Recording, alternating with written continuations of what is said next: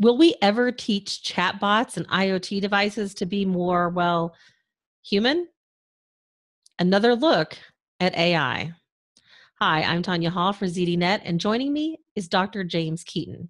He is a professor of communication studies at the University of Northern Colorado and chief science officer at StarTech. Welcome, James. My pleasure to be with you. So, chief science officer, what's your affiliation with Starfleet and the USS Enterprise exactly?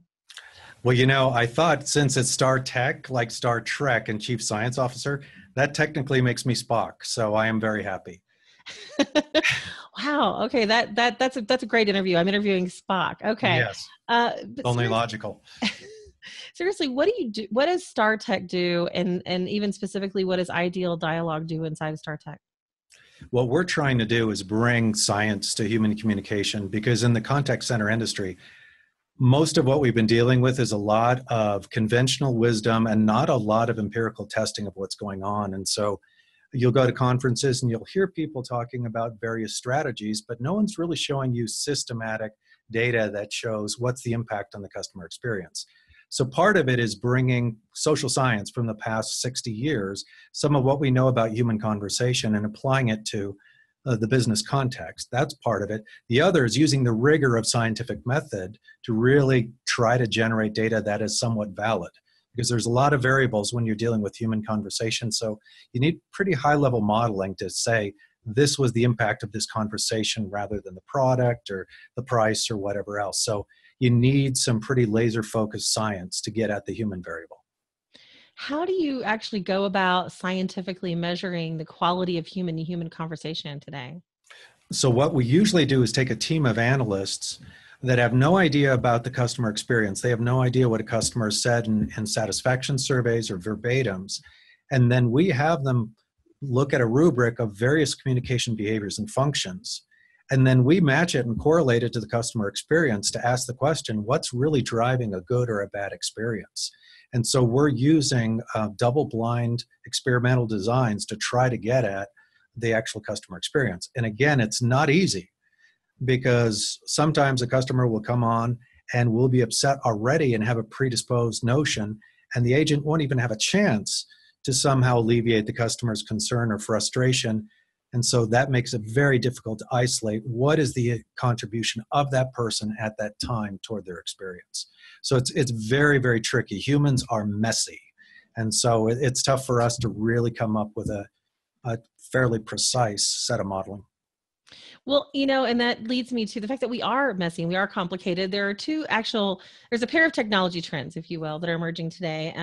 Voice interaction, artificial intelligence. What are the most important points that AI scientists must understand as they work to help machines try to have conversations with humans? Okay, a couple of things. And first of all, it's a great question.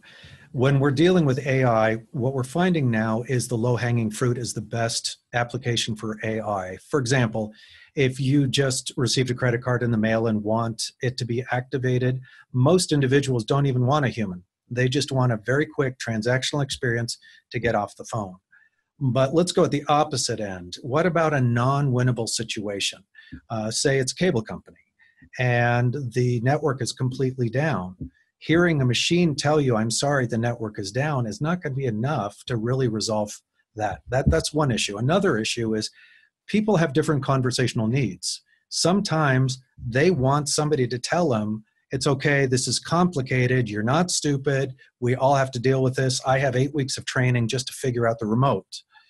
But for a machine to say that, I don't know if that need is going to be met to say, you're okay, it wasn't you, you didn't screw up. Because there's something about a human talking to another human that gives us a sense of identity and image that I don't think a machine can provide for us. So if AI were able to detect a meaning behind a statement, like, for example, I tried to check my account balance on the app, but I couldn't figure out how to do it exactly, how might that actually apply to one of those types of situations? It's a great question, and it's a tough one, because if you think about it, our social identity is constructed by talking to other people. There's no research that indicates that our identity can be influenced by talking to bots. And so the need for assurance I don't think can be satisfied by a machine at this point unless the person is actually convinced the bot is a machine. It's something about that human communication. There's a part of our brain known as the limbic system that when we feel as though another person understands us, we tend to alter our physiological response to them. And machines don't do that. And so the whole notion of empathy, if a machine attempts empathy, I think it's going to be perceived as disingenuous, and it might actually be counterproductive. We, focus a lot on chatbots today, and businesses are being told that they should focus more on, technology to handle their customer service needs. Are we too soon to the fight with this? Should we still be focused on human action? Yes and no. Yes and no. I do think there are a number of issues that can be resolved through an interactive voice response or through AI. The question is, what happens when we get to highly complex issues where I need somebody to essentially guide me and understand what my responses are and adjust to them? So AI is still limited when it comes to adaptation of messages. So does the AI know how to adjust the rate? Does the AI know how to adjust the language choices? Does the AI know how to preview what's coming up so the customer can understand? Because say we have an 8-step process.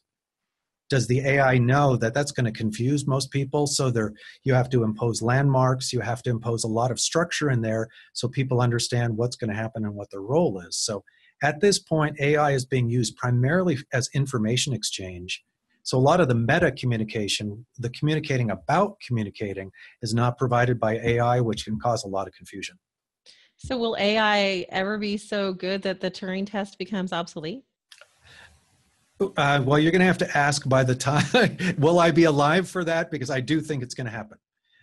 I do think once machines can teach themselves communication and monitor human communication, there'll be enough pattern recognition that we can actually do that. If we can use eigenvalues to map human faces, we can probably come up with the essence of communication to start to map functions like identity, relationships, goal necessity, conversational needs, etc. I think it can happen. I just think it's too early. Okay, James, then what might be the biggest challenge confronting AI scientists today as they try to achieve human quality conversational ability from their machines? I think it's addressing the higher order communication needs. For example, when something happens, how is it framed? One of the issues that Martin Seligman has found in positive psychology is how we frame an issue is central to how we see the issue. So does AI know how to frame an issue that sounds empowering, that sounds optimistic, that focuses in on the possible? I don't think we're there yet. So it's easy for somebody to interact with a bot and have no idea what's going to happen and almost develop a pessimistic attitude. That's one thing. Another thing is the connection of rapport and convergence physiologically, the emotional content of speech, which is conveyed primarily through pitch, volume, rate, etc., is not going to be present in a bot unless it's artificially created, which again runs the risk of a disingenuous conversation. Other things that can't really happen, face saving is too complex right now. I have a tough time teaching it to my graduate students, let alone a bot. But face saving is a very indirect and highly contextual form of communication, and you have to have a lot of context involved to know what really is needed. If you want to know probably the culture you want to go to for the best examples of face saving, go to Japan. The Japanese are taught from the youngest age how to recognize a face threat and what to do about it. But it's highly, highly contextual. And considering that bots right now are leaving out most of what's in the message, which is the prosodic information, the melody and the rhythm of the voice, as well as facial expressions, posture, etc. With that left out, I don't know if they can get enough context to make an accurate assumption. Conversational design is going to continue to be a conversation we're going to have as we get more and more of a deeper dive into replacing human interaction with technology. I really appreciate your insight on this, James. My If pleasure. somebody wants to connect with you, if they want to follow you, find out more about your work, how can they do that? Probably best, let's go to james.keaton, Keaten, at startech.com.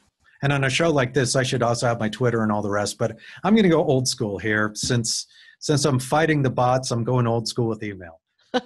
Hey, that's fair. I totally think it's fair. Although, if you want to follow me and more of my interviews, you can do that right here on ZDNet, or you can find me on Tech Republic, or maybe, you know what, find me on Twitter There you go.